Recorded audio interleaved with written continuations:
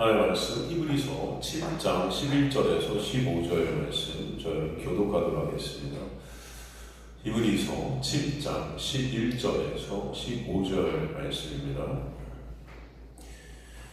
히브리서 7장 11절에 15절 제가 먼저 11절 읽도록 하겠습니다.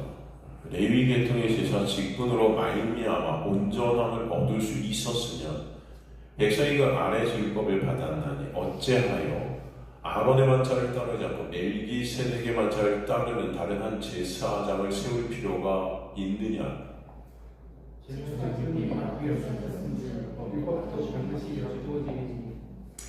이것은 단 한 사람도 제단위를 받들지 않는 다른 지파에 속한 자를 가리켜 말하는 것이라. 우리 주께서는 인도를 아신 것이 분명하더라. 이 지파에는 모세가 다른 사람들에 하여 말하는 것이 하나도 없고. 함께 있습니다. 멜기세덱과 같은 별다른 한 제사장이 일어난 것을 보니 더욱 분명하도다. 아멘. 하나님 감사합니다. 오늘도 말씀 가운데 말씀이신 예수 그리스도, 그 은혜이신 예수 그리스도, 온전하시고 선이신 그 예수 그리스도를 저희들 바라보게 하시고 예수 안에서 생명이 있음을 깨닫게 하시며 온전히 그 은혜가 아니면 아무것도 아닌 우리의 실존을 또 보게 되는 역사가 있게 하여 주옵소서. 그리하여 믿음의 주 온전케 하신 예수만을 바라보게 되어지는 그런 은혜가 있는 주의 백성들의 인생들 가운데 반드시 있게 하여 주옵소서. 주님께서 인도해 주시고 이끌어 가실 수 있사오며 감사드리며 예수 그리스도의 이름으로 기도드리옵나이다. 아멘. 자, 이제 히브리서 7장 11절에서 19절까지 이제 그 율법, 즉 레위 계통의 제사, 멜기세덱의 반차를 따르는 은혜를 정확히 대조하면서 율법이라는 것을 이제 삭제시켜 가시는 거죠. 폭격하시고 계신 것입니다. 무너뜨리시죠. 그러므로 그 율법 안에 맞춰 율법으로 자신의 영광을 쌓고 있는 그런 인간의 실존도 마찬가지로 그 안에서 폭로되어지고 폭격되어지고 왜 예수 그리스도의 놀라운 은혜가 아니면 존재할 수 없는지를 극명하게 다시 한번 우리에게 보여주시고 계신 것입니다.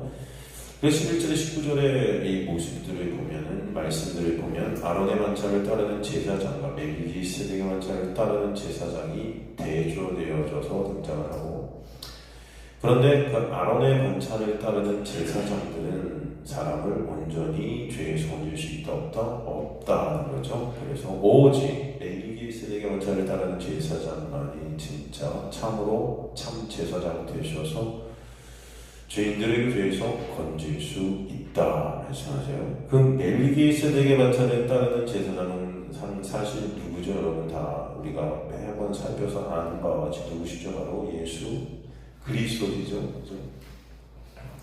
그럼 이 두 제사장들, 진짜는 멜기세덱의 만차를 따르는 제사장인데, 그럼 왜 이 세상의 그 육적 제사장, 율법적 제사장, 아론의 만차를 따르는, 레위의 만차를 따르는 그 제사장을 둔 것인가? 답은 간단하다 그랬죠. 뭐죠? 참 제사장인 그 멜기세덱의 만차를 따르는 제사장을 알려주고 설명해 주기 위한 도구다 그랬습니다. 도구인 거예요. 그림자고 모형이다, 모델하우스다라는 것입니다. 실체는 둘일 수가 있어요, 없어요? 실체라는 것은 둘일 수가 없죠. 하나만 실체예요. 그렇기 때문에 그 하나는 그 실체를 보여주는 도구일 뿐입니다. 그죠? 가짜인 것입니다. 그래서 진짜는 아닌 거예요. 그러게 역사 가운데 아론의 만차의 율법의 제사장들은 묵시 가운데 완료된 멜기세덱의 만차인 예수 그리스도를 계속 드러내고 설명해주고 있는 역할을 할 뿐이라는 것입니다. 그죠? 나아가 그러기에 모든 율법은 예수를 설명하기 위해 있게 된 장치지, 그 율법 자체가 결코 인간들에게 무엇을 해줄 수가 있다 없다? 없어요. 생명을 줄 수 있어요? 없어요. 없는 것입니다. 실체가 오게 되면은 그 가짜 모형인 모델하우스인 그 율법은 어떻게 돼요? 그래서 폐기되는 것입니다. 폐기되는 거예요. 쓸모가 없는 것입니다. 사실. 그것은 하나의 도구일 뿐입니다. 그래서 율법은 은혜를 보고 알게 하시게 해주신 모형일 뿐이다. 그 모형을 통해서 우리는 실체를 보지 못한다면 그 모형으로 말미암아 오히려 죽게 되는 것입니다. 저주 모형이에요.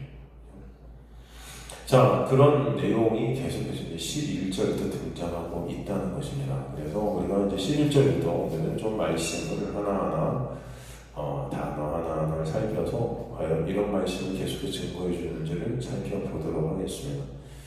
11절 보면 레위계통의 제사 직분으로 말미암아, 이게 뭐예요? 율법이죠. 레위계통의 제사 직분으로 말미암는다는 것은 율법으로 말미암아, 그런 뜻입니다. 사실은, 그죠? 온전함을 얻을 수 있었으면 했죠. 그것은 있을 수 있다 없다? 온전함을 얻을 수 없다는 것입니다. 없다.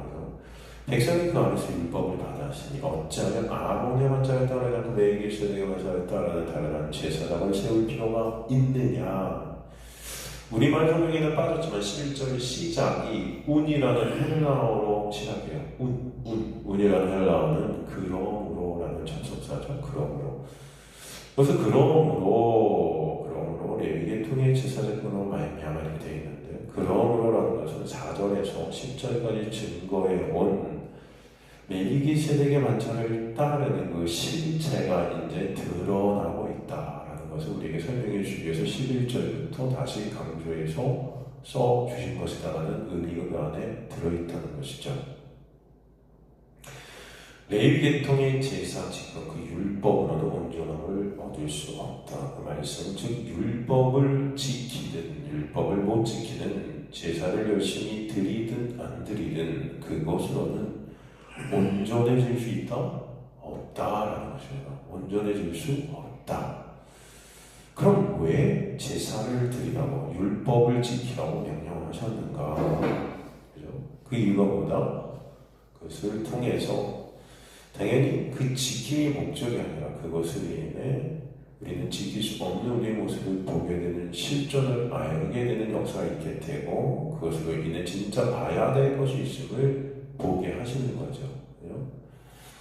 그래서 위의 말씀은 온전함을 얻을 수 있었음이라는 문장은 부정을 강조하고 있는 것입니다. 그래서 원문에 맞게 직역을 충실히 해보면 절대로 레위계통의 제사, 즉 율법을 통해서 쉬운 말로 율법을 지키든 율법을 못 지키든 제사를 드리든 제사를 못 드리든 안 드리든 그 율법, 제사, 절기 등등등등 그 구약의 모든 것을 통해서 절대 온전해질 수 없다라는 것입니다. 그것을 갖다 정확히 말씀해 주시는 거예요. 이 본문에 온전함이라는 단어의 헬라어 텔레오시스인데 이 텔레오시스라는 단어의 정확한 뜻은 무엇이냐 하면 제사의 완성과 성취예요. 제사의 완성과 성취, 즉 율법의 완성이다, 율법의 성취다 라는 것이에요. 텔레오시스. 단순히 어떤 추상적인 온전함을 말하는 게 아니라 구체적인 온전함의 문제를 알아야 돼요. 여러분, 인간들에 있어서 구체적으로 온전함이라는 것은 율법의 완성 안에 있는 것이다. 그죠? 율법의 성취 안에, 율법의 율법이 원하는 것을 다 충족시킬 수 있는, 율법이 우리에게 요구하는 것을 우리가 다 충족시킬 수 있는 것이 온전함이다라는 거예요. 그 뜻의 의미가 이해되시죠? 성경적 온전함이라는 것은 그 율법의 완성이 있다는 것이죠. 그렇기 때문에 인간은 무엇을 해도 그 율법의 완성과 제사의 성취, 율법의 성취를 갖다가 할 수 있다 스스로 힘과 노력으로 할 수 없는 거죠. 율법의 완성은 사랑이라고 했죠. 사랑은 누구죠? 예수 그리스도. 십자가에서 그것을 예수만이 온전히 완성하실 수 있는 거예요. 그래서 율법의 정죄 가운데 있는 인간은 뭘 해도 안 된다는 것입니다. 뭘 해도 율법을 지켜도 안 지켜도 그것은 완성이 온전함이 될 수가 있어요? 없어요? 없어요. 하나로 보면 다 어긴 것이 되었기 때문입니다. 이미 다 끝난 거예요, 인간들은. 그리고 로마서에서도 본문과 같은 말씀이 나오는 거죠. 율법의 행위로는 의롭다고 얻을 육체가 없느니라 그러죠. 율법의 행위라는 것이 이제 많은 사람들은 율법을 못 지키면은 율법을 잘 지키면은 의롭다고 얻을 육체가 마치 있을 것 같이 생각하지만 율법을 지켜도 율법을 못 지켜도 똑같다는 것이죠. 의롭다고 얻을 육체는 있어요, 없어요? 없어요. 율법을 통해서는 율법을 통해 하나님의 명령, 구약의 내용 이런 것들 우리가 지켜서 우리가 이루든 못 이루든 여러분이 하나님의 말씀 하나를 더 지키든 그래서 하나님 거기 관심이 있다 없다? 없다. 그렇죠? 사람들은 그런데 그런 걸 하나 이렇게 하나하나를 세서 마치 하나님 앞에 갖고 가려고 그렇게 노력들을 하는 모습들을 보이지 않습니까? 네, 아니라는 거예요. 아닙니다. 그러기에 율법을 통해서 절대 온전해질 수 없기 때문에 인간의 어떤 행위나 어떤 것으로도 온전해질 수 없음을 율법을 통해 보게 해주시는 거예요. 또 이해가 되시죠? 그것은 절대 온전해질 수 없구나를 율법을 통해서 또 보게 해주시는 거예요. 그것이 율법을 우리에게 주신 이유이고 나아가 구약 전체를 통해서 그래서 죄된 인간들이 율법의 정죄 아래서 저주 아래 죽을 수밖에 없는 존재들임을 드러내주고 있는 것입니다. 그래서 구약의 내용들이 다 저주받아 죽는 인간들의 모습들이 나오지 않습니까, 여러분? 그런 인간의 실존을 알게 주시려 주신 것이 율법이고 그것을 다른 말로 해서 오늘 본문은 레위 계통의 제사다, 아론의 계통의 제사다 이런 말로 표현하는 것이죠. 그래서 본문에 보면 백성이 그 아래에서 율법을 받았나니 가로치고 이렇게 말씀드렸죠. 백성이 그 레위 계통의 제사 직분 그 백성이 그 아래에서 율법을 받았다. 이 그 아래에서는 구체적으로 레위 계통의 제사 아래에서라는 뜻인데 이게 뭐뭐를 근거하여 라는 뜻이에요. 사실은 뭐뭐 아래에서 이렇게 번역을 했지만 뭐뭐를 근거하여 즉 레위 계통의 제사 직분을 근거로 해서 이스라엘이 율법을 받았다 이렇게 번역이 직역이 될 수 있는데 이거의 의미는 무엇이냐 그러면은 레위 계통의 제사직이 바로 뭘 뜻해요? 율법을 뜻하죠. 그 율법의 근거에서 그들이 뭐예요? 그 율법 아래에서 있게 되었다라는 것은 이제 그들이 율법의 지배를 받게 되었다. 율법에 묶이게 되었다. 이런 뜻이 있습니다. 율법 아래 묶인 거예요. 그래서 율법을 받았다. 노모데 테오라는 헬라어를 썼어요. 노모데 테오 이것을 완료 수동태로 썼습니다. 완료 수동태로 썼다는 의미가 굉장히 중요합니다. 완료 수동태로 이게 쓰였다는 것은 이들이 율법 아래에 묶이게 된 것이 누군가에 의해서 그렇게 되었다는 거예요. 이들의 스스로의 어떠함이 아니고 어떤 누군가의 계획 아래에서 누군가의 그 힘으로 누군가의 능력으로 그죠? 이렇게 되었다는 것이죠. 이 단어가 그래서 수동태로 쓰인 것인데 누가 그러면 이들을 갖다 율법 아래 묶이게 한 것일까요? 하나님의 백성인데 이들을 누가 당연히 하나님의 백성이니까 누가 그렇게 하셨다? 하나님께서 이렇게 하셨다. 그러니까 여러분이 율법 아래 묶이게 된 것은 하나님의 계획 아래 있는 것입니다. 그 율법의 권세 아래서 우리가 율법으로 죽을 수밖에 없는 우리의 실존을 보게 하시기 위함이다라는 거죠. 그럼 왜 하나님은 우리에게 율법을 주셔서 그 율법의 권세 아래 묶이게 한 것인가? 우리의 실존을 보게 됨으로 말미암아 더 나아가 그죠? 우리의 생명은 오직 하나님의 뭐로만 있게 되는 것이다. 은혜로만 그 긍휼하심으로만 있게 되는 것이다. 그래서 우리에게 보여주시죠. 그 말씀을 구체적으로 표현해 주신 말씀이 로마서 12장 32절 아닙니까? 로마서 11장 32절 여러분 하나님께서 모든 사람을 순종하지 아니하는 가운데 가두어 두셨다. 그러죠? 그 이유가 뭐예요? 하나님의 긍휼을 알게 해 주시기 위해서. 그래서 불순종하는 가운데 가두어주셨다는 것은 우리가 죄 안에 갇히게 됐다는 율법 안에 율법을 순종할 수 없지 우리가 지킬 수 없지 않습니까? 그러니까 갇히게 되었다는 거예요. 그래서 인간들은 율법의 권세 안에서 율법을 지킬 수 있다 없다?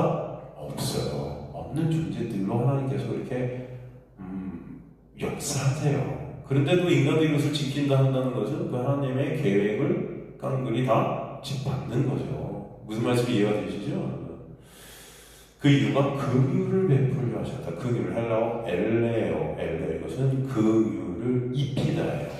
우리에게 그 긍휼이라는 것을 입히신 거예요. 은혜라는 것을 입히신 거예요. 그죠? 베풀게 하셨다. 긍휼을 발견케 되다는 뜻도 있습니다. 엘레오는 은혜를 보게 하다, 은혜를 발견하다는 뜻이 되게 이 또 수동태로 쓰였어요. 이게 수동태로 쓰였다는 것은 그 율법 안에 우리가 묶이게 되는 하나님의 놀라운 은혜로 말미암아 진짜 은혜가 뭔지를 발견하게 되고 율법 아래에서 보게 되는 거예요. 우리가 열심히 뭔가 해서 보는 게 아니라 하나님의 은혜로 보게 되는 겁니다. 그죠?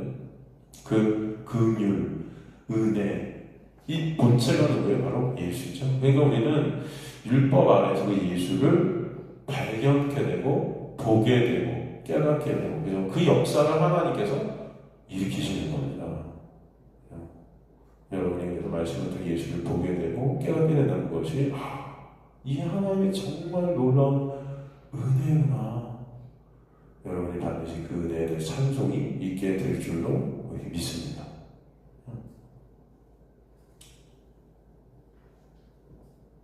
그래서 예수 안에만 생명이 있음을 알게 하시는 거예요.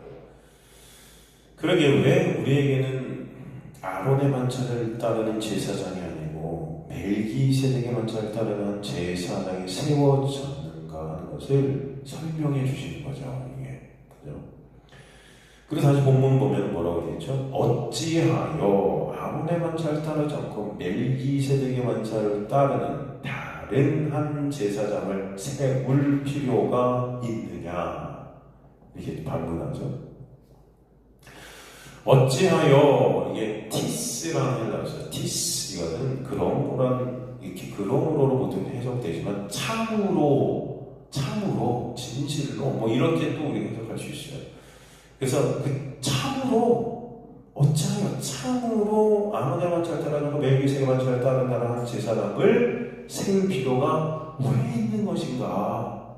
이게 왜 필요한가? 강조하는 것입니다.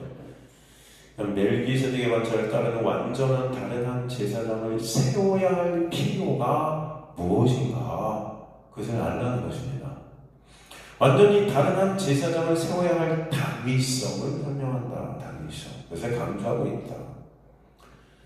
그래서 여기서 재밌는 것은 우리가 봐야 될 것은 중요한 것은 재밌다고 되게 중요한 것은 멜기세덱의 만찬을 따르는 다른 한 제사장을 갖다 주셨다 하는데 다른 한 제사장 이 다른이라는 단어가 헬라어는 보통 두 개가 있죠. 여러분 혹시 기억나십니까? 어떤 단어에서 제가 설명한 것 같은데 이 다른이라는 단어의 헬라어는 두 가지 있어요. 하나는 알로스라는 헬라어가 있고 하나는 헤테로스라는 헬라어가 있죠. 알로스와 헤테로스. 자, 보통 이것을 갖다 우리는 한국어로 해석할 때 다른으로 해석해요. 알로스를 써도 다른이고 헤테로스를 써도 다른데 헬라어상에서는 이 의미가 완전히 다르죠. 알로스는 어떤 겁니까? 어떤 단어입니까? 알로스는 다른이라는 것으로 해석은 되지만 이것은 같은 종류의 여러 개 중에 다른 거예요. 이해되시죠? 다 우리는 다 다르죠? 근데 여러분 다 같은 인간들이죠? 그러니까 인간들 중에 다 달라요. 이럴 때는 어떤 단어를 쓴다? 알로스라는 단어를 써요. 이해가 되시죠? 그런데 헤테로스는 완전히 본질과 성격, 성질이 완전히 다른 거예요. 다른 종자입니다. 이해가 되십니까? 그런 다름을 말할 때는 헤테로스를 써요. 자, 그러면 제가 질문 하나 해볼게요. 한번 생각해 보세요. 이제 이런 것들을 토대로 해서 사도 바울이 갈라디아서를 갖다 성령의 감동으로 쓸 때 인간들이 복음을 들었는데도 이 인간들의 죄성이라는 것이 그 복음을 듣고 할렐루야, 아멘, 너무나 좋다 막 했는데도 그래요. 인간들의 특징이 뭐다? 다른 복음을 듣고 속히 이 복음을 떠난다는 거예요. 다른 복음으로 인해서. 복음을 진짜 참 복음을 들었는데도 다른 복음으로 인해서 다른 복음을 인간들이 속히 따른다는 것입니다. 따른다. 이게 좋다는 거죠. 그러니까 이 다른 복음이라는 게. 그럼 여기서 그럼 다른은 알로스일까요? 헤테로스일까요?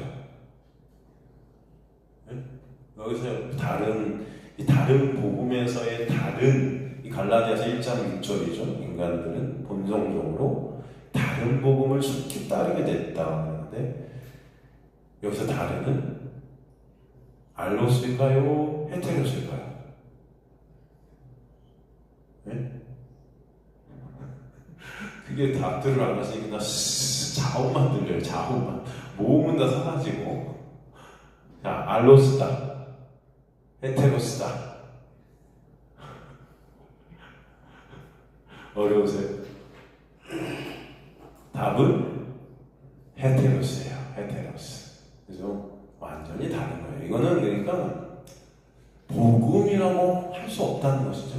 사도 바울은 여기서 헤테로스라는 단어를 다른하고 복음을 붙였지만 이건 복음이다 아니다? 아니다. 이건 완전 복음이 아니야 라는 뜻입니다. 그러니까 우리는 여기서 다른 복음 하니까 조금 복음이지만 조금 뭔가 다른 것이다 라고 생각할 수도 있지만 절대 그렇게 하죠. 이건 복음이 아니라. 그죠? 그래서 저주를 받게 된다. 저주를. 그죠? 저주를 받게 되는 거예요. 여기서 다른 복음은 어떤 걸 뜻하는 거였죠? 갈라디아에서의 다른 복음. 사도 바울이 말하는.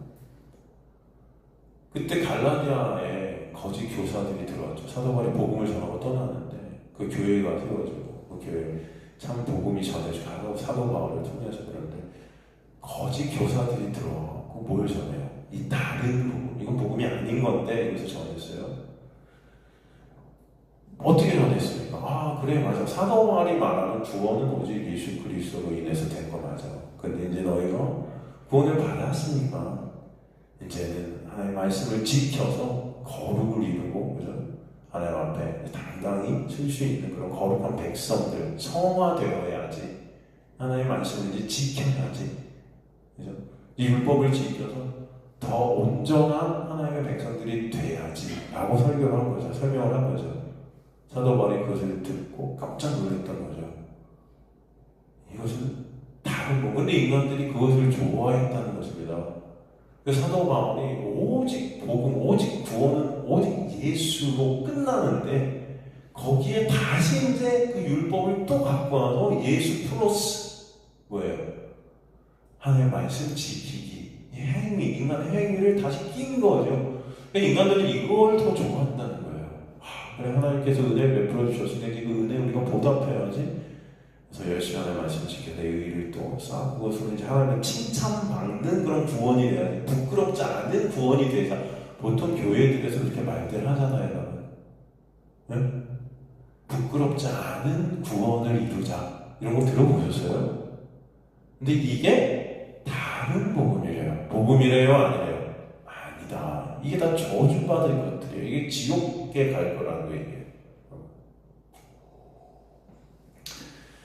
이걸 갈라디아주의라고 하죠. 혼합주의. 여러분 이게 더 무서운 겁니다. 더 무서워요.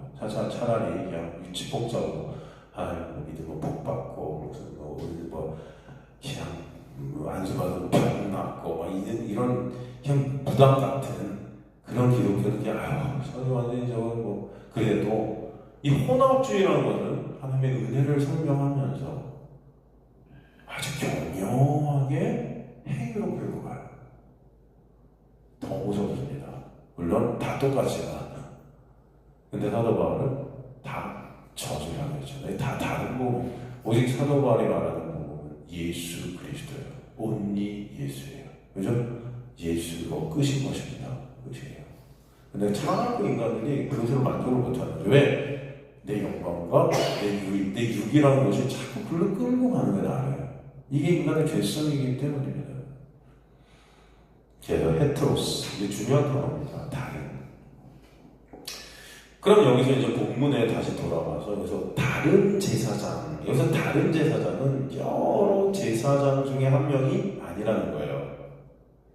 그러니까 인간이잖아요. 지금 제사장 하는 것이 인간 중에서 세웠잖아요. 인간들 중에서 제사장이 나오잖아요. 그럼 여기서 다른 제사장 할 때는 당연히 우리가 딱 생각할 게, 이 다른 제사장은 인간들 중에서 나온 인간의 종류가 아니겠구나. 그래서 이건 누구를 뜻하는 거겠어요? 인간이 아닌 종자죠. 종류가 다른 것이며, 보통 하나님께서 당신의 아들 독생자를 우리에게 주셨다 그러는데, 독생자가 모노게노스잖아요. 이 모노게노스 제가 말씀드렸지만 종류가 딱 하나 아닌 독종자를 말해요. 완전히 다른 종류죠. 인간이 아닌 것입니다. 그래서 예수를 뜻하고 있죠. 예수께서 그러기 때문에 멜기세덱의 반차를 따르는 다른 완전히 인간이 아닌 온전하신 참 제사장으로 오셨다. 그래서 말씀해 주고 있죠. 히브리 7장 11절의 말씀은 사실 결국 그래서 아까도 말씀드렸죠. 로마 3장 19절에서 24절의 말씀과 똑같죠. 한번 가볼까요? 로마 3장 19절 24절은 다 아시는 아주 은혜로운 말씀 아닙니까?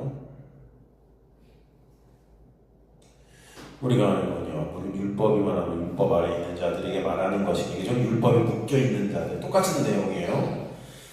이는 모든 이보라 온 세상 하나의 심판 안에 있게 하려 하며 그러므로 율법의 행위로게 앞에 의롭다함을 얻을 육체가 있다 없다? 없나니 율법으로는 죄를 깨달음이니라. 이제는 율법에 하나님의 한 의가 나타났으니 그죠? 이게 바로 멜기세덱의 반차를 따른 다른 제사장, 그죠?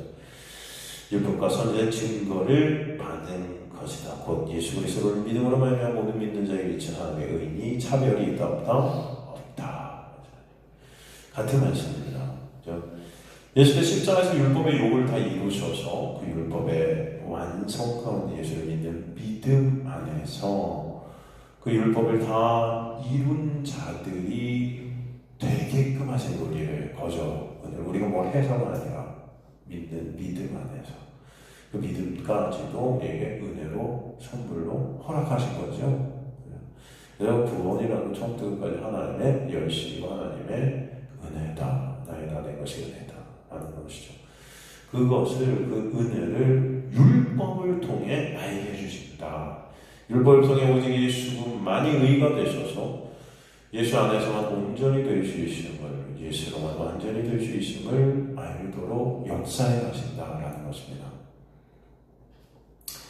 그럼에도 많은 교인들이 여전히 하나님의 은혜를 모른 채 여전히 율법 안에 갇혀 율법으로 예수를 못 보고 그 율법을 지켜 자신의 의로 하나님 앞에 당당히 서서 자신의 영광을 챙기려 하죠. 그러나 그런 자들 중에 하나님의 은혜가 임하게 되는 구약을 통해 율법을 통해 제사, 절기금 모든 구약의 말씀들을 통해 신약이신 누구? 예수를 보고 알게 되는 자들로 이끌림을 받게 되는 것입니다.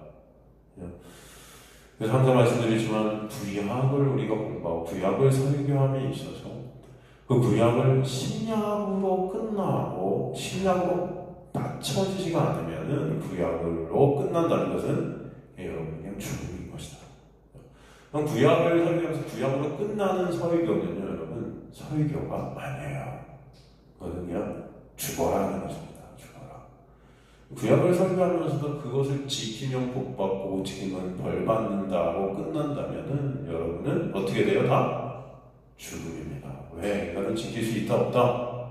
없으니까. 근데 또 지금도 이 시대 교회에서 구약을 설교하면서 구약을 예수로 못 끝내는 설교가 넘쳐 흐르고 있는 겁니다. 그렇지 않아요? 그것은 다 지옥입니다. 지옥이에요. 새 언약을 보여주기 위한 게 구약이고요. 구약을 그래서 새 언약의 모형이고 그림자다, 도구다 했던 거예요. 구약은 그저 새 언약을 비추는 도구, 그림자입니다. 모형이에요. 그래서 반드시 구약을 통해서 뭘 봐요? 새 언약을 볼 수 있어야 돼요. 그럼 구약이 필요 없냐? 안 그래. 또 어떤 사람들은 신약만 있으면 되잖아 하는데 그렇지 않습니다. 왜? 구약을 통해서 우리 누굴 보기 때문에? 신약을 보기 때문에요. 그 그림자를 통해 실체를 보기 때문에 구약도 선한 거고 필요하다. 그래서 율법도 선하다 그러신 거예요. 이해가 되시죠, 여러분? 많은 사람들이 그런 하나님의 놀라운 은혜의 복을 모르는 것입니다. 그러니까 다 치우쳐서 이런 말 저런 말들이 막 난무하는 거예요. 그렇지 않습니다. 지금 히브리서 말씀을 통해서 예수를 보게 하시고 그네를 나누는 것이 전적인 하나님의 역사이고 은혜임을 하시기를 간절히 소망합니다. 12절에 그래서 뭐라고 말씀하세요? 이제 12절 보면은 제사 직분이 어떻게 됐다? 바꾸어졌습니다. 율법도 반드시 어떻게 된다? 바꾸어진다. 그래서 바꾸어졌다. 이 단어가 헬라어로 메타티템이라고 합니다. 메타티템이. 이 단어도 현재 분사 수동태로 쓰였어요. 뭘로 쓰였다? 수동태로. 제사 직분이 누군가에 의해서 이제 바뀌어졌다.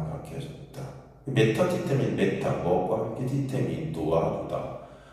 이 뜻은 무슨 뜻이냐면은 뭐뭐가 변경되어서 그냥 바뀌어진, 우리나라 말 성경에는 그냥 바뀌었다고 끝났는데 사실은 직역을 하면 이것은 그냥 바뀐 것이 아니고 변경되었기 때문에 폐지되는 겁니다. 어떻게 된다? 폐지된다. 바뀌어서 이제는 그것이 무효화된다. 무효화된다.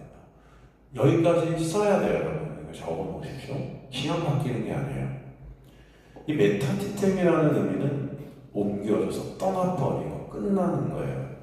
이전해버리는 겁니다. 완전히 끝내는 것입니다. 그래서 제사장직이 옮겨졌다, 바뀌었다는 의미는 뭐다? 아론 계통에 있어서 율법적 제사가 이제는 끝났다. 그 제사장이 아론 계통에서 멜기세덱 계통의 예수로 대치되었기 때문이다. 그래서 이제 더 이상 율법적 제사가 유효하다, 무효하다. 아시겠습니까? 그래서 여러분 절기, 제사 이런 거 안 드리는 거예요 이제. 그건 누구 안에서 다 이루어졌기 때문에. 그렇죠. 우리가 예배를 위해서 이제 누구로 나가요? 그런 제사 드림으로 나갑니까? 예수로 나가는 거예요. 그렇죠? 그래서 너희가 뭐로 드린다 그래요? 예배를 이제 너희가 이제 예배할 때가 오면 예배하는 자들은 뭐로 예배드린다? 제사와 절기와 율법의 어떤 제도 안에서 예배드린다? 그렇게 말씀드려요. 예수께서 오셔서 사마리아 여인에게 이제 예배할 때가 온다. 예배할 때가 오게 돼요. 예수의 십자가의 놀라운 은혜와 사랑으로 하나님의 백성들이 진정한 예배를 드리는데 진정한 예배, 참 예배는 뭐로 드리는 게 참 예배다? 신령과 진리로. 옛날 성경에 진정으로 이렇게 되어 있는데 알레세이아죠. 신령은 성령 안에서, 진리도 예수 안에서. 예수로 나가는 거예요. 왜? 바뀌었기 때문에. 이제 그 율법법 제사가 다 이제 어떻게 됐다? 끝났다. 폐지되었다. 그래서 그 이유가 설명되는 거예요. 다 연결이 되어 있죠? 그래서 이제는 끝난 것입니다. 제사직을 담당하는 자가 아론이었으니까 여기서 아론 계통, 그 아론의 그죠? 아들들. 그런데 이제 누구로? 예수로 변해버렸죠. 그래서 이제 거기서 끝나버립니다. 이제 십자가의 단번에 그 율법의 요구를 예수께서 다 이루셔서 끝내버린 거예요, 율법을. 그래서 이 12절은 11절 내용을 확장하고 강조하고 있는 것입니다. 그래서 율법은 실체를 보이면 그림자이고 모형이기 때문에 실체가 오시니 그 모형이 무너졌다, 폐지됐다. 히브리서 11장 1절에서 3절을 보면은 여러분 우리가 앞으로 또 공부할 테지만 다시 한번 오늘 한번 찾아보면 히브리서 11장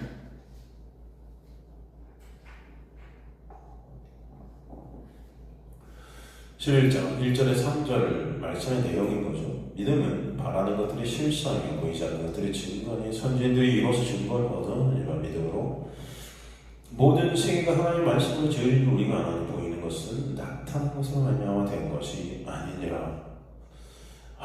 우리는 참 되게 우리가 정말로 성경을 예수 그리스도인 물론 은혜로 보지 않았다는 사실은 여러분 이런 말씀을 통해서 다 드러나요.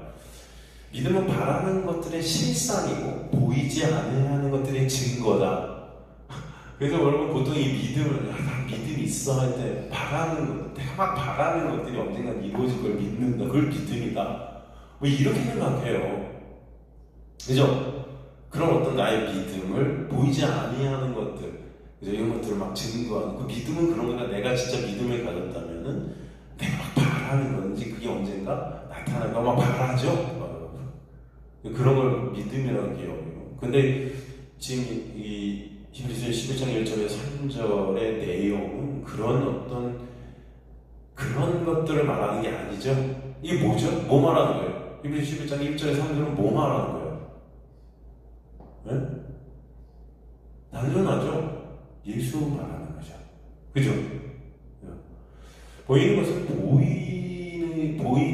것은 보이는 것으로 만들어진 게 아니라 그러죠. 그죠? 그런데 인간들이 선악과를 먹고 내가 주체가 된 그런 신이 된 인간들은요, 나라는 그 육 안에 갇혀버리게 됩니다. 율법 안에 갇혔다 하죠. 이 육 안에 갇혔다. 같은 말씀인 거예요, 사실은. 그래서 보이지 않는 그 내 육이라는 것이 감지할 수 없는 것들을 인정지 못하는 자들이 인간들이 돼요. 보이지 않는 것을 말로 믿는다지만 인간들은 못 믿어요. 못 믿어요. 겉으로 보이는 것만 실상이 되게 돼요. 인간들의 모습 속에서 경험되어진 것, 내가 직접 봐야 돼요. 눈으로. 그런 것만 믿으려 해요. 그 인간들의 특징이고, 그래서 그 보이지 않는 것을 인정치 못하기 때문에 그저 보이는 것으로 지금 보이는 것을 해석할 수밖에 없는 자들이 인간들이 돼요. 여기서 성경도 그냥 껍데기로만 보이는 것으로 보이는 것을 해석하는 겁니다. 그리고 여러분 인본주의적인 설교들은요, 다 성경을 그냥 보이는 것으로 보이는 것을 해석해요. 이게 무슨 말씀인지 이해가 되세요? 그냥 껍데기로 나와 있는 내용을 갖고 그것을 그냥 그 자체로 해석합니다. 보이는 것으로만. 그 안에 있는 메시지를 못 보는 거예요. 그렇기 때문에 인간들은 자동적으로 진화론이나 유물론 등을 믿게 되어져요. 이게 자동적 현상입니다. 죄된 인간들의 모습이에요. 유물론이 뭐죠? 유물론이라는 간단해요. 모든 것은 물질로 이루어져 있다는 거잖아요. 유물론. 그렇기 때문에 정신이나 어떤 의식 이런 것도 물질의 작용 결과로 보게 되는 거예요. 그런 세계관을 갖고 있는 것이 유물론입니다. 그죠? 그건 물질이 모든 것의 근본이 되는 거예요. 실제라는 거죠. 껍데기, 눈에 보이는 어떤 그죠? 감지되는 것, 손으로 만져지는 어떤 그 물질, 이런 것들. 여러분, 칼 마르크스가 역사적 유물론 같은 것들을 갖다 주장하잖아요. 역사 유물론. 여러분, 이게 뭡니까? 마찬가지죠. 이 역사, 사회, 이 모든 것들도 물질적 조건이 결정해버린다는 거예요. 그 의미가 뭐예요? 이 사회, 역사의 모든 것들도 돈, 경제, 이런 사람의 눈으로, 손으로 잡아지는 어떤 눈에 보이는 이런 것들로 이루어지게 된다라고 주장하는 세계관이죠. 그죠? 이게 역사적 유물론 아닙니까? 그러나 하나님의 백성들에게 믿음이라는 것이 우리 안에 찾아오게 되면은 보이지 않는 것으로 보이는 것이 시작이 되었으니 깨달아지는 은혜가 있게 돼요. 이 역사죠. 이게 진짜 역사죠. 그 보이지 않는 것이 뭐죠? 구체적으로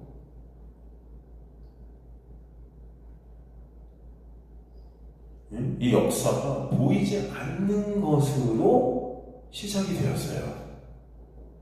그 보이지 않는 것이 구체적으로 뭘까요? 예수죠. 이해되시죠, 여러분? 이 역사는 누구에 의해서 시작돼요? 예수에 의해 만들어지죠. 예수로 인해 만물이 창조되었다는 거죠? 예수가 아니어서 창조되지 않은 것이 하나도 없다는 거죠?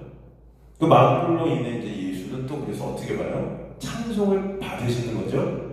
그래서 이 만물이 누굴 위해 창조되었다? 예수를 위해 창조되었다. 또 그렇게 말씀하시죠. 그죠? 이게 보이지 않는 그 예수에 의해서 창조된 거죠. 그렇기 때문에 이제는 다시 말해서 하나님의 놀라운 은혜가 임한 자들은 만물을 통해 누굴 봐요? 예수를 봐요. 나아가 말씀을 통해 누굴 봐요? 예수를 보는 거예요. 그게 하나님의 놀라운 역사 가운데 있게 된 자들입니다. 그걸 묵시 가운데 산다 그래요. 이해가 되세요? 자, 모든 만물이 예수를 설명하고 말씀 전체가 예수를 설명하는 것을 예수를 이해하지 못하는 은혜 밖의 인간은 그 모든 것들이 그냥 껍데기로 물질로 이해하기 때문에 그 나라는 육, 그 보이는 것, 보이는 것으로만 그런 것들을 형성하죠. 그렇기 때문에 여러분 율법으로 그냥 말씀을 껍데기로 보는 그런 은혜 밖에 있는 자들은 그 율법을 통해서 나라는 육이 어떻게 해야 돼요? 뭔가를 행해야 돼요. 그 행함이라는 것이 보여져야 되고 경험되어져야 돼요.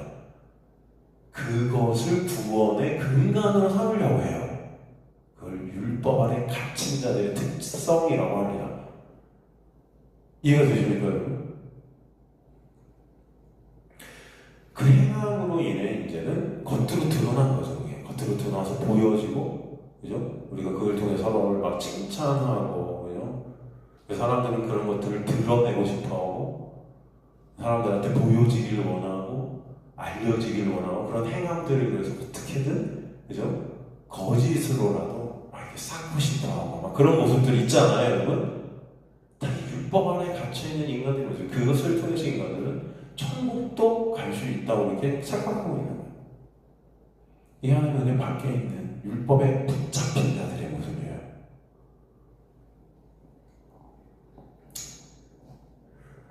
그 천국이라는 것도 그런데 자기들이 만들어낸 이 땅이라는 천국의 연장선상에 있는 천국입니다. 그래서 그 천국을 갖다가 바라본다고 하면서 그 천국을 이 땅 가운데 반드시 경험하려고 해요. 그래서 율법 안에 갇힌 자들은 나의 어떤 행위들을 통해서 하나님의 복을 끌어내고 그 복으로 이 땅 가운데 내 육이 잘 먹고 잘 살아지고 편안해지고 뭔가 이 육이 나아지게 되는 것을 복이라고 착각해요. 진짜로. 이해가 되십니까? 그게 바로 율법 안에 갇혀있는 겁니다. 이것을 구원이라고 이렇게 착각해요. 그죠? 이 바로 율법 안에 갇힌 인간들의 모습이에요. 그런데 거기서 우리가 빠져나가게 되면은 그 모든 것들은 예수를 보기 위한 도구임이 깨달아지는 거죠. 이해가 되십니까, 여러분? 여러분, 인간들의 어떤 율법적 행위로 하나님 앞에 설 수 있는 사람은 아무도 없어요. 인간들이 그것을 갖다가 자꾸 착각하고 있는 거예요. 자신의 실존을 모르는 겁니다. 율법의 어떤 행위들 하나를 딱 내놓고 거기 안에 갇혀버려서 자신의 실존을 못 보는 거예요. 저는 여러분 존경할 만한 사람이 어디 있습니까? 겉으로 드러난 어떤 부분들을 뭐 존경, 우리가 뭐 못한 것들을 해내면 그 사람은 존경받고 우리가 야, 저 사람은 대단해 라고 하지만 인간 도친 개치 다 똑같습니다. 하나님의 은혜가 아니면 다 안 되는 자들이에요. 목사님들이나 뭐 성직자들이 굉장히 존경받을 만한 뭐 그런 겉으로 이렇게 막 드러내고 야 저분이 진짜 예수 같아 막 그런 사람들도요. 그분들을 뭐 제가 깎아내려는 게 아니고 다 똑같아요. 제발 그러니 여러분 믿지 마세요. 그런데 저도 그랬어요. 대학교 때 제가 IVF라는 어떤 기독교 서클 그 단체 그 동아리를 했어요. 초청 강사 같은 분이 오세요. 어떤 분이 없겠어요. 대학생들의 마음을 훔칠 만한 사람을 갖다 초청해요. 대학생들의 마음을 훔칠 만한 어떤 사람이라는 것은 그 당시에 많은 활동, 어떤 행위들을 통해서 와, 어떻게 저렇게 살 수 있지? 와, 어떻게 저런 행위들을 내놓을 수 있지? 하는 사람들을 초청해서 강의를 합니다. 설교를 하고 저분이 기독교 동아리에 많은 그럼 정말 이렇게 듣고 있잖아요. 그럼 예수님보다 더 빛나 보여요. 저 그래서요. 그래서 그분이 이렇게 딱 설교하면 그분이 쓴 책들을 막 사서 밤새 읽은 적도 있고 새벽을 깨우리로다 뭐 이런 책들이 있었어요. 여러분 아세요? 네? 새벽을 깨우리로다 누가 써? 네, 김모모 목사님. 그분이 그 책 제국 한 10번을 읽은 것 같아요. 전 그분의 당시 그분이 IMF 저희 동아리에 오셔가지고 설교를 하시고 막 그랬더니 정말 감동이 그렇게 감동이 될 수가 없었어요. 야, 저렇게 살 수 있다면 정말 성경에 나오는 예수는 안 보여요. 그분이 예수야. 그러지 마세요. 근데 그렇잖아요. 그분들 이렇게 사건들을 보세요. 22억 횡령에 걸려갖고 무슨 뭐도 있었고요. 많은 일들이 있고 모르겠어요. 저는 그분을 제가 모르니까 하지만 인간들은요 환상입니다. 이게 그런 어떤 행위를 통해서 이렇게 했다고 해도요. 제가 그걸 평하는 거죠. 이게 또 유튜브 나가니까 참 이건 예예요. 그분이 그게 겉으로는 그렇지 않아요. 인간들은요 예수가 아니면 다 똑같습니다. 아셔야 돼요. 물론 인간들이 어떤 수준에 조금 하나 더 좋은 일 조금 더 내놓고 할 수 있겠지만 모르겠습니다. 그것뿐만이 아니죠. 또 저는 그분 말고도 많은 IMF에서 많은 진짜 또 청량리 같은 데 가면 또 있어요. 그 당시 그 588이라는 그런 곳에서 이렇게 사역하시는 분이 계셨어요. 바퍼 이런 또 아십니까 여러분? 같이 활동하고 그래서 저는 거기 가고 돕고 그랬었어요. 크리스마스 때 가고. 근데 여러분 그분들이 안 훌륭하다 이런 말 하는 게 아니고 인간은 다 어떡하다? 예수가 아니면 안 되는 존재들이다. 이걸 말씀드리고 싶은 거예요. 우리가 훌륭하다고 막 생각하는 분들도 다 똑같습니다. 예수가 아니면 안 돼요. 많은 사람들이 저 훌륭하다 이렇게 들어가서 보면 다 우리는 정말 예수가 아니면 안 되는 실천들을 여기서 보게 하시는 거예요. 아시죠? 이거 여러분 누구를 본받자 누구를 저기하자 그러지 마시고 믿음의 존재들인 예수만을 바라보시길 간절히 바랍니다. 목사들 믿지 마세요. 목사들 믿지 말고 무슨 존경할 만한 누구를 본받자 이런 거 하지 마세요. 예수 바라보시고 예수의 놀라운 은혜를 알아가시는 것. 이게 여러분의 인생 가운데 있어야 돼. 가장 놀라운 은혜고 역사인 저는 믿습니다. 인간들은 아무것도 안 해요. 아무것도 안 해요. 그렇게 훌륭하고 나중에 치매 걸리면 다 똑같습니다. 다 까먹어요. 나중 되면 그냥 나약하고 연약하고 은혜 아니면 한순간도 살 수 없는 자인이 폭로되어지는 그런 존재들이 여러분이고 저예요. 잊지 마세요. 우리는 누구밖에 없다? 예수밖에. 제가 지금 예로 드리면 그분들이 정말 못됐다 그런 말씀 드리는 게 아니고 여러분이 크게 존경하고 크게 슈바인처 이런 사람들 아니라는 것입니다. 내부를 들어가면 예수가 아니면 다 우리도 똑같아요. 믿음을 들지 라고 하실 수도 있겠지만 저는 예수 그리스도만 저와 여러분이 의존해야 될 분임을 어떻게든 무엇을 통해서 어떤 것들을 도구로 써서 말씀드리고 사는 겁니다. 그걸 꼭 이해해 주시기 바랍니다. 누굴 깎아내리려고 하는 것이 아니에요. 인간들을 자꾸 이 종교라는 것을 이용해서 굉장히 예수님이 하나님의 자리에 올려놓고자 하는 일들이 너무나 많기 때문에 그게 우상이 되버리는 거예요. 그 모세도 그런 거 아닙니까? 여러분 보세요. 율법이 시내산에서 주어졌을 때 시내산 꼭대기로 모세를 올라오게 했어요. 그리고 밑을 구름으로 가려버렸죠. 그리고 위에서는 법이 준 밑에 이스라엘 백성들이 그래서 그 법이 그를 끌고 갔는데 그렇게 보면 그 밑의 역사, 그 위를 밑에서는 그 역사라는 것이 그 위에 묵식 가운데 있는 그 하나님과 모세와의 일들을 감지를 못하죠. 아무것도 못해요. 근데 그 밑에 있는 자들이 그 모세를 그 위의 것들을 감지 묵식 가운데 빠져나와 있는 그들은 그걸 보지 못하는 그들은 모세가 우상이 되어버려서 모세를 우상으로 섬겼죠. 거의. 근데 모세가 사라지잖아요. 시내산으로 올라가잖아요. 구름 위로. 그러니까 어떻게 돼요? 불안에 떡니라. 그러면서 하늘 뒷거리가 뭐예요? 금송아지 만들어요. 모세 대신 또 하나의 내 손으로 잡힌 어떤 것들을 만들죠. 그것을 갖다 하나님이라고 신이라고.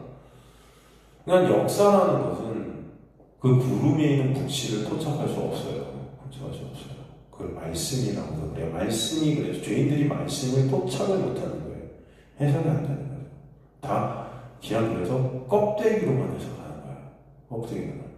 율법으로만. 그렇죠?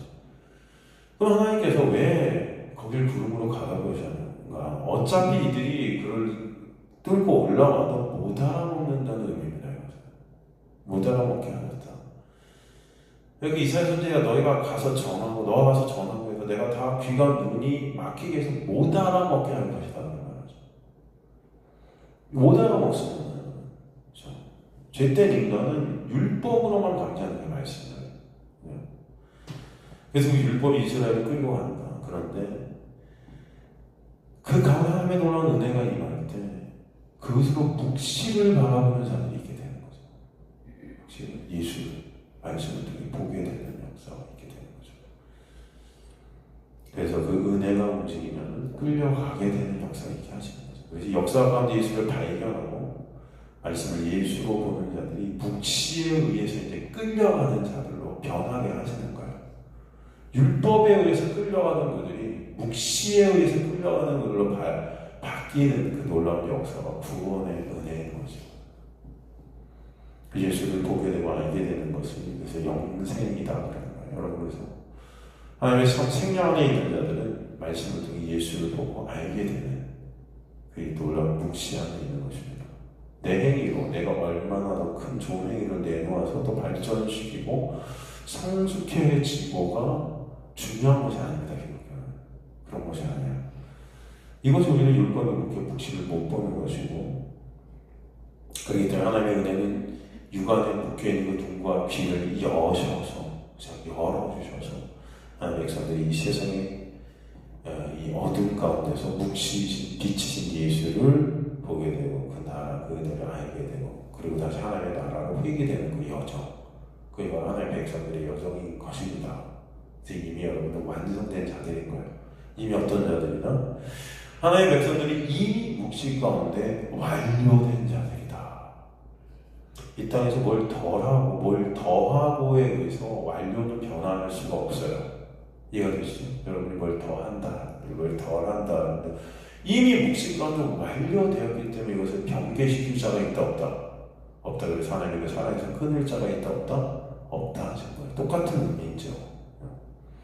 그래서 하나님의 백성들은 그 완료되는 그 은혜를 그 은혜의 본체이신 예수를 말씀을 통해 인생을 통해 보고 예수를 알게 되는 자들로 이 땅 가운데서 그렇게 완성되어지는 것입니다.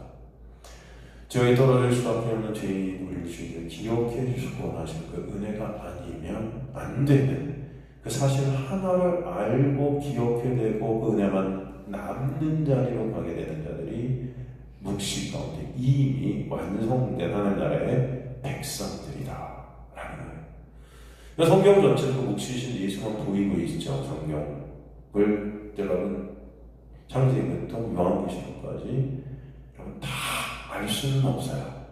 여러분 다 또 알지도 못할 것입니다. 그죠? 근데 그것이 그래서 중요한 건 아니에요. 뭐 사도 바울 같은 경우도 요한계시록을 알았겠습니까? 어차피 요한계시록이 사도 바울 죽은 후에 아마 나왔을 거예요. 그죠? 못 보죠. 못 봤죠. 그죠? 여러분들은 요한계시록 보잖아요. 저 요한계시록 보고 또 거기서 예수를 보죠. 그러니까 우리는 성경 전체를 다 내용을 알고 이런 건 중요한 게 아니고 성경 전체가 누구인가가 중요한 거야. 누구다? 예수다. 그러니까 성경을 통해서 우리는 예수를 보는 것이 중요한 것이지 그 모든 것들을 다룰 수는 없습니다. 하지만 어떤 부분을 계속 살펴가면 거기서 우리 한 부분이라도 마태복음 한 부분, 한 구절이라도 거기서 누굴 보는 게 중요하다? 예수를 보는 게 중요하다. 그래서 나의 실존과 없음이거나 나를 있음 되게 하시는 은혜의 본체된 예수를 믿음이라는 선물로 주셔서 우리 눈을 열고 귀를 열어서 보게 하시는 것, 그것이 영생이 그걸 끝이에요. 그게 끝입니다. 다른 거 없어요. 그죠? 그 자리가. 근데 그 눈이 열려 나의 실존과 말씀을 은혜로 예수로 보게 되는 것이 우리 육은 고난으로 감지돼요. 무덤 같은 이 육의 세상을 직시해야 되는 그 무덤이 나구나. 내가 시체 같은 그런 나. 나의 실존을 직시해야 되는 것이 아픔입니다. 왜냐하면 내 영광을 챙겨 직성이 풀리는 그 나의 영광이 삭제되기 때문에 은혜는. 그 은혜의 차별이 없으니 깨달아질수록 내가 나로 인해 내 스스로 그 자아, 여러분 이 자아라는 것이 굉장히 무섭죠. 자아가 여러분 한문으로 생각하면 뭐예요? 창을 가지고 스스로 나를 지키는 걸 자아라 그래요. 그러니까 이 세상은 이 자아 지키기의 싸움이죠. 나라는 자아를 어떻게든 지키고 자존심이죠. 나를 존립케 하는 것. 이것이 무너져 내리는 것을 갖다가 제일 힘들어 하잖아요. 그래서 죽기까지도 하는 거죠. 근데 나를 스스로 내 힘으로 나를 지키는 것 자체를 뭐라고 해요? 성경은 죄라고 그러잖아요. 우리는 내 스스로의 힘으로 나를 끌고 가는 그 율법 안에서 묶여 있는데 거기서 우리를 빼내시는 역사는 그 나라를 이렇게 해체를 했는데 내가 나를 끌고 가는 그런 할 수 없는 그런 없음인 나의 실존을 알게 하시고 이제는 누구만? 예수만이 있음임을 깨닫게 하시는 역사. 그 자체가 고통이에요. 나는 이게 삭제되기 때문에. 그렇지만 그 안에서 이제 진정한 평강과 평화가 있게 하시는 거죠. 왜냐하면 모든 것들을 주님께 맡겨드리게 되는 역사이기 때문에 내 스스로의 힘으로 내 창을 들고 나를 지키는 자가 아니라 내 모든 건 누가 지키게 돼요? 예수께 맡겨드리게 되는 은혜. 그 자리로 끌고 가는 그 여정이 고난입니다. 그게 싫은 거예요, 인간들은. 왜? 그 모든 영광들을 다 포기할 수밖에 없어요, 우리는. 그것을 예수께 다 전가해 드릴 수밖에 없는 거죠. 왜? 예수께서 모든 것을 하시기 때문에. 그렇지만 그 안에서 우리는 진정한 평강과 화평과 안식의 문제를 깨닫게 하시는 거죠. 그렇기 때문에 그 율법에서 우리를 빼내서 예수로 보이게 되는 그 율법의 폐기가 있게 되는 것입니다. 그래서 12절에 참 제사장이 예수로 바뀌는 율법이 종지부를 지켜야 되는 것을 말씀하시고 13절에 구체적으로 그 멜기세덱을 반차로 오시는 분이 누구신지를 또 보여주시는 것이죠. 13절부터 그래서 그분이 구체적으로 누구신지를 설명해 가시기 시작하는 거예요. 이것은 한 사람도 제사지를 받들지 않는 다른 두 파에 속한 자를 가리켜 말하는 것이다. 그래서 이것은 12절에서 말씀하신 율법의 폐지, 율법의 무효화에 대한 내용, 그것을 이루신 분이 바로 예수십니다. 예수는 레위 지파, 즉 제사제를 받은 그 레위 지파에 속한 분이에요, 아니에요? 아니죠. 예수는 누구로 오셨죠? 어떤 지파로 오셨죠? 유다 지파로 오셨죠. 그렇기 때문에 멜기세덱의 반차를 쫓는 새로운 제사장은 율법에 규정된 레위 지파가 아닌 다른 지파, 곧 유다 지파였고, 그 유다 지파는 왕족 지파였기 때문에 이 지파 중에는 누구도 제단을 받들지 않았지요. 그것을 갖다 말씀해 주시는 거예요. 그러니까 이 13절 말씀은 제단을 받들지 않은 다른 지파, 곧 유다 지파에 속하여 오신 그 예수 그리스도가 바로 그 멜기세덱의 반차를 따라서 오신 참 제사장이시다라는 것을 설명하는 거죠. 그죠? 그렇게 이제 예수께서 유다 지파를 통해 오셨다는 것은 또 이제는 그 율법적 제사라는 것이 끝났음을 또 다시 한번 설명해 주시는 거죠. 어떤 인간의 그 레위의 반제 율법을 따라서 오게 되는 제사장의 그 어떤 것들이 이제는 새 언약 안에서 완전히 다른 시스템, 다른 것으로 종지부를 찍었다라는 걸 설명해 주세요. 그래서 유다 지파로 새롭게 새 언약 대신 예수께서 오시죠. 유다 지파는 왕족의 지파고 바로 예수만 왕이 되시고 바로 대제사장이 한꺼번에 되시는 유일하신 독종자 모노게노스 되신다는 것을 우리에게 말씀해 주시는 거죠. 이해되시죠? 그래서 14절에 우리 주께서는 유다 지파로부터 나신 것이 분명하다. 그러니까 예수께서 레위 지파가 아닌 유다 지파로 오신 것의 의미가 바로 여기 있다. 그래서 레위 지파의 제사장직이 폐기되는 것. 그것은 구약이 끝났다. 율법이 무효화됐다. 율법을 신앙에게 본체되신 예수께서 십자가에서 다 이루셔서 당신의 백성들이 그 안에서 이제는 온전케 하시는 것이다. 진짜로 온전함이 예수 안에서 이렇게 하신 것이다. 예수는 그 율법의 대제사장이 될 수 없기 때문에 율법을 십자가로 폐기시키시고 멜기세덱의 반차를 따른 영원한 참 대제사장이 되셔서 그분에 의해 당신의 백성들이 하나님 앞에 거룩한 백성들로 온전한 자들로 그분 안에서 서게 하신다라는 것입니다. 그녀를 깨닫게 하시는 거죠.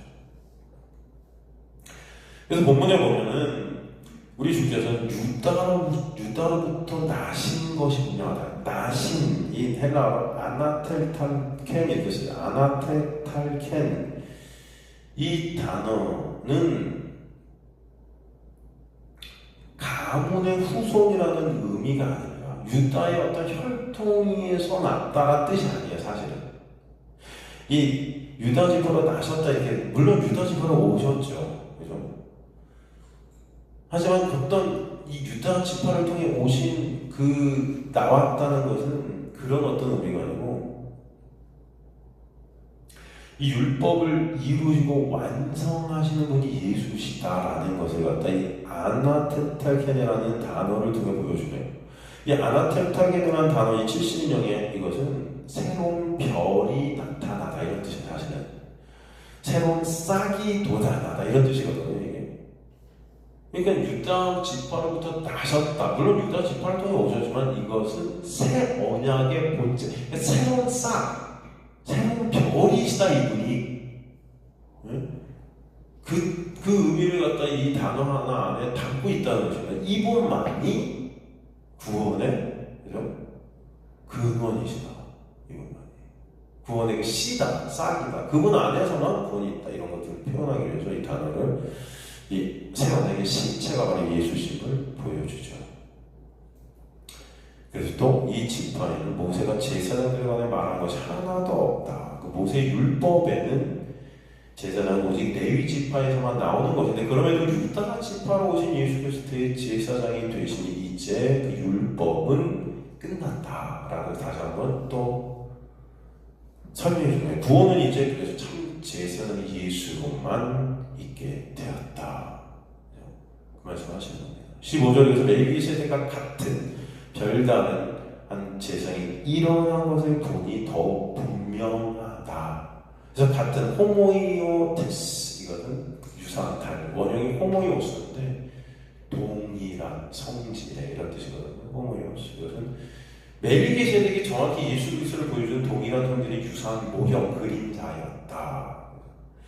별다른 한 대자, 이 별다른, 별다른 어떤 다른 아까 우리가 쓴, 그죠? 헤테로스, 이 단어가 쓰였어요. 독종자, 완전히 다른. 일어난 것을 본다. 멜기세덱 같은 별다른 한 제사장이 일어난 것을 보니, 그래서 일어난 것을, 중요한 단어가 쓰였습니다. 굉장히 중요한 단어를 써서, 우리에게 중요한 메시지를 하나 주는데, 이게 뭐냐면, 아나스템이라는 단어를 썼어요. 아나스템이 뭐예요? 일으켜 세운다, 누운 자를, 죽은 자를 살리다, 부활이죠. 근데 여기서 참 멜기세덱 같은 별다른, 그러니까 독종되신 예수 그리스도가 제사장으로 일어났다? 부활되었다? 사실 그런 의미로 쓴 거예요, 이거를. 그죠? 그냥 제사장으로 이렇게 세워졌다 이게 아니고 부활하셨다, 예수께서. 그래서 그것이 진짜 분명한 거야. 이제는 율법이 폐해지고 오직 예수로만 온전케 될 수 있는 것이 이제는 진짜 분명한 거야. 이해가 되십니까, 여러분? 그래서 성경은 예수의 부활을 여기서 강조하고 있는 겁니다. 왜? 십자가에서 죽고 끝났으면은 예수로 생명은 있을 수가 없어요. 그죠? 바로 예수 그리스도의 십자가와 부활을 통해서 그 부활 안에서 부활의 첫 열매가 되심으로 말미암아 우리가 그 예수 안에서 열매들이 되게 하셨다. 그것이 그래서 율법이 폐지된 예수만이 온전한 우리를 하나님 앞에 세울 수 있는 그런 우리를 하나님의 백성들 되게 하실 수 있는 분명함이시다. 이거 되십니까? 그래서 참 진정한 왕이고 대제사장이 부활을 통해서 증명된 거예요. 그죠? 진정한 하나님의 나라의 왕이시고 참 대제사장이 되셨으니 부활 안에서 입증되는 것이죠. 그래서 오직 예수만 우리를 구원하실 수 있는 생명을 주실 수 있는 왕이시며 대제사장 되신 것이 카타텔로스, 분명하다. 카타텔로스, 이것은 아주 명확하다. 아주 명백하다. 그죠? 확실하다. 그러니까 예수의 십자가와 부활만이 그것을 통해서만이 우리는 오직 예수 그리스도의 놀라운 은혜 안에 있게 되어진 역사가 있게 되고 그것을 우리는 하나님 앞에 서게 되는 온전한 자들로 세워지는 역사가 분명한 예수 그리스도의 놀라운 은혜의 역사다 라고 설명해 주시는 것입니다. 그렇기 때문에 고린도전서 15장 19절 20절 보면 그리스도께 죽은 자가 다시 살아 잠자는 자들의 아파르케가 뭐죠? 첫 열매가 되셨다. 아파르케 초태생이죠. 초태생, 장자라는 뜻이죠. 첫 열매된 예수 안에서 우리가 열매들이 되게 된 은혜. 그렇죠? 그래서 율법은 오직 예수도 지금 우리에게 보이시는 놀라운 은혜의 도구다라고 설명해 주시죠. 제사장 직분이 율법이 이제 폐지된 바뀌었으니 당연히 예수 그리스도 안에서만 우리는 온전히 쓸 수 있는 자들을 보게 하십니다.